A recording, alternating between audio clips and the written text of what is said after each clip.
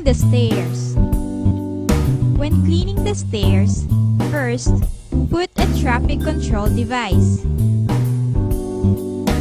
Pick up the remaining debris with your hands if they can't be swept.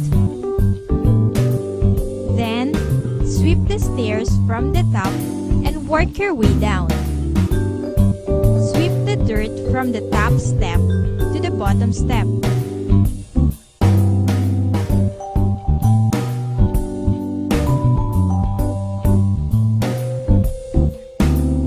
Next, wipe the banister with a cloth.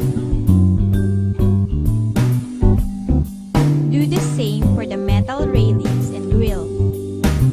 When you are done, remove the traffic control device.